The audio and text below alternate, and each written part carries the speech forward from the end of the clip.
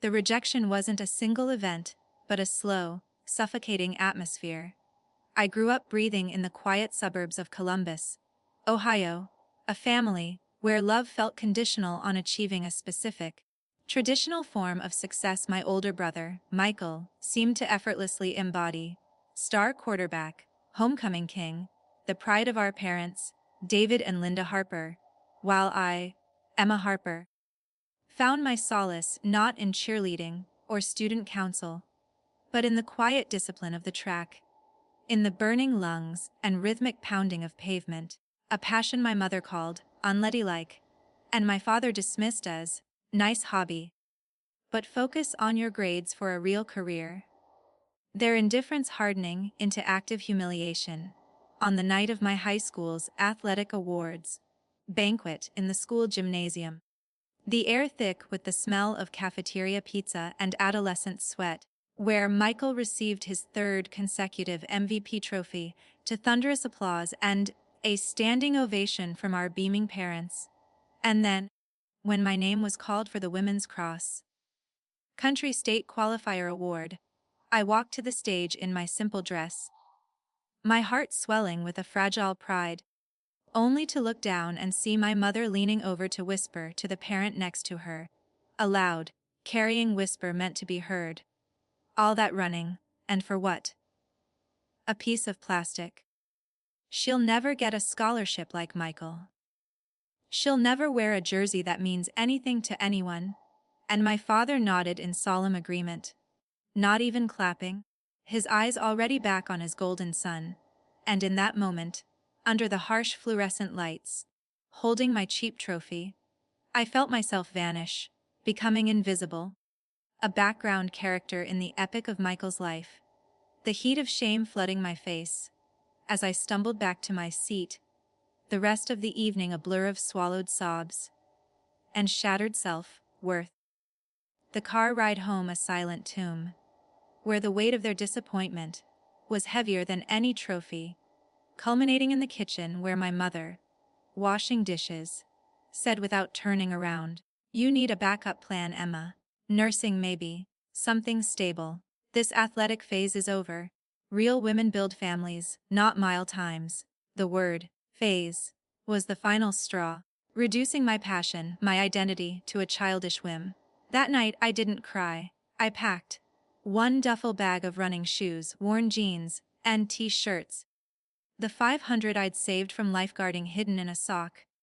And at dawn, I left a note that simply said, "Don't look for me," and boarded a bus headed west, away from the shadow of my brother's trophies, determined to find a stadium that would cheer for me, or disappear trying. The city that first tested my resolve was Kansas City, a sprawling maze of highways and heartland anonymity. My uniform was a stained apron at a 24-hour diner off I-70, my world the clatter of dishes and the grumble of truckers, the smell of old coffee and defeat. I shared a basement apartment with a rotating cast of strangers, the walls thin enough to hear every argument, every cry of loneliness that wasn't my own. I ran still, at 5 a.m. in the empty city parks, the cold Midwestern air biting my lungs, the act less about passion now and more about remembering who I was, or who I wanted to be. The money ran out quickly.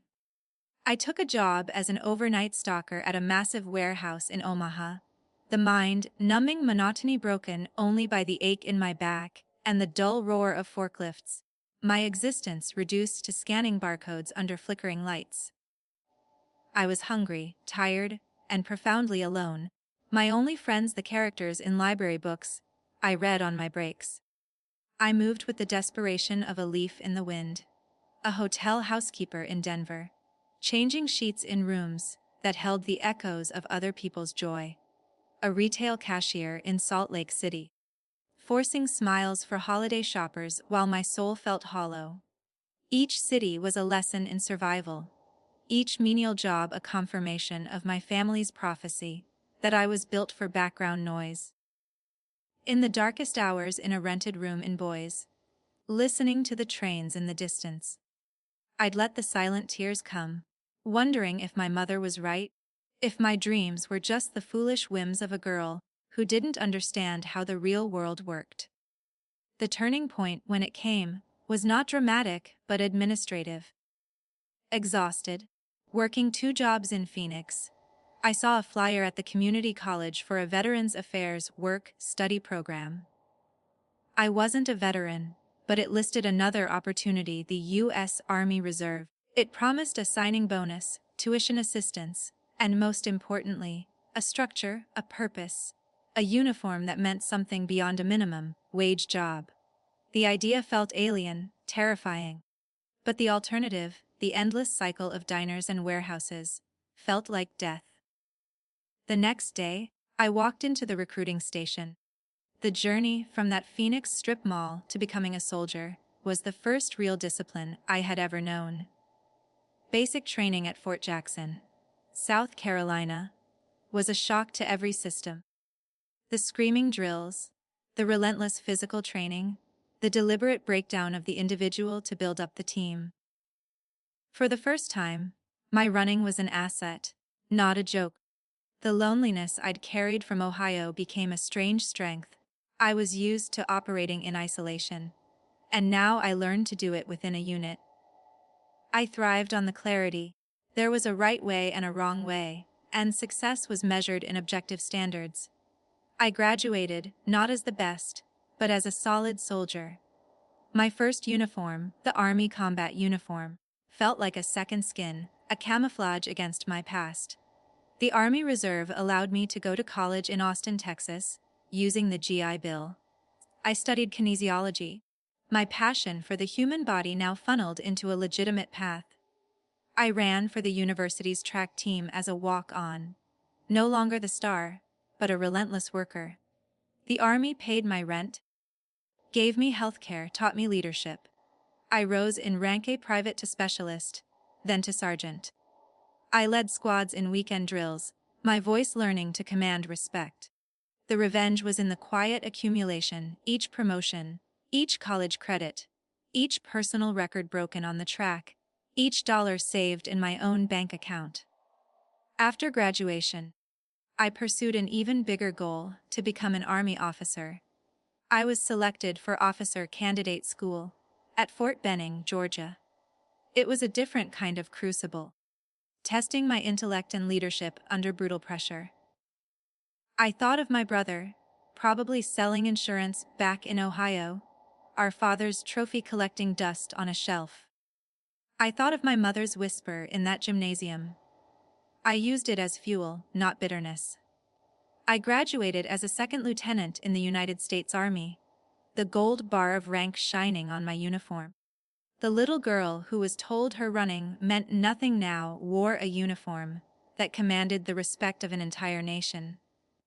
I chose the Medical Service Corps. Combining my degree with my military service, my career became a journey of service and self-actualization. I was a platoon leader at Fort Sam Houston, responsible for the training and welfare of dozens of soldiers.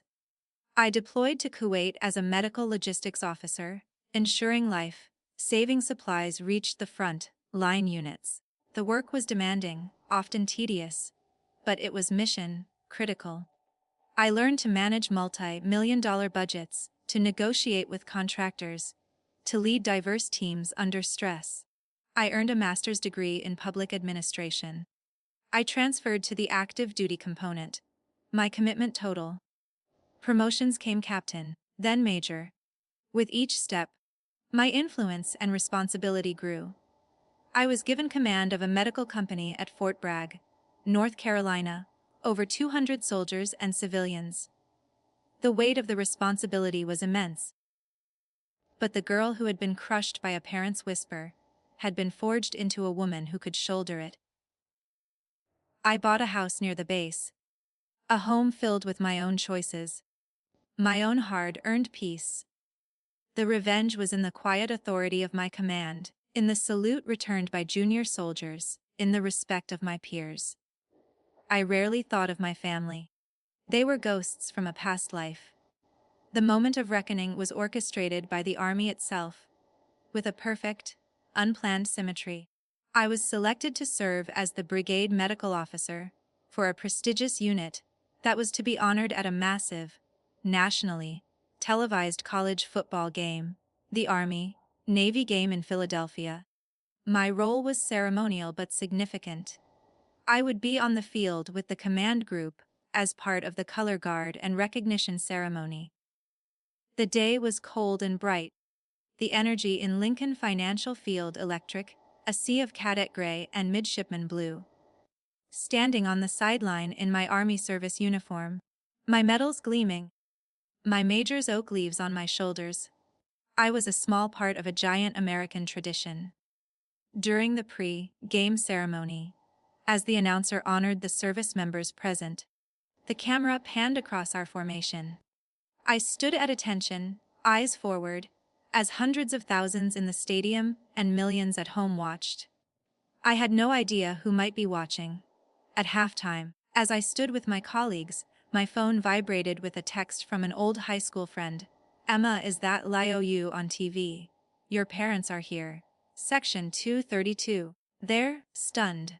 My blood ran cold, then hot. I slowly, deliberately, scanned the towering stands across the field.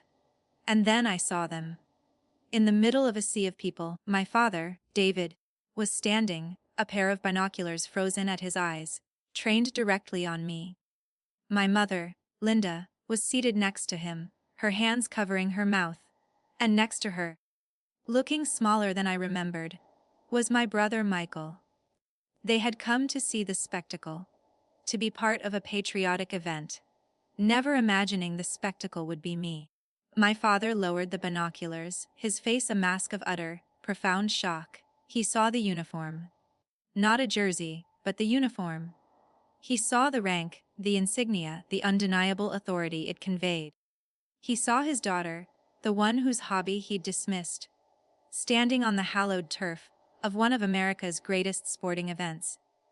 Honored not for a mile time, but for a life of service. The announcer then asked the crowd to please stand and recognize the servicemen and servicewomen who are here with us today. A ripple went through the crowd, and then, as one, the entire stadium, over 70,000 people, rose to its feet. A roaring, thunderous, sustained ovation washed over the field. It was a sound of pure, unfiltered respect and gratitude. A tidal wave of validation. I remained at attention, but my eyes stayed locked on my father across that impossible distance. I saw the exact moment he broke. His stern, dismissive facade crumbled. His shoulders slumped, not in defeat, but in awe. He slowly, shakily began to clap. Not the proud, forceful clap for Michael's touchdowns, but a slow, humbled, almost reverent applause. Tears streamed openly down my mother's face, her earlier whisper now drowned in the stadium's roar. Michael just stared, his own achievements shrinking into insignificance, next to the simple, powerful fact of my service. They were not cheering for me, the entire country was. And they were merely part of the audience. The applause seemed to last forever, a baptism of sound that washed away every slight, every dismissal, every phase. When the crowd finally settled, I turned my gaze back to the field, to my duty. I did not wave. I did not smile in their direction. My revenge was complete, and it was delivered not by my words, but by the standing ovation of a nation. The family that rejected me was now a tiny, humbled speck in a stadium that stood for me, proving that sometimes the loudest victory is the one earned in silence, worn on your shoulders, and echoed in the respectful cheer of an entire American crowd.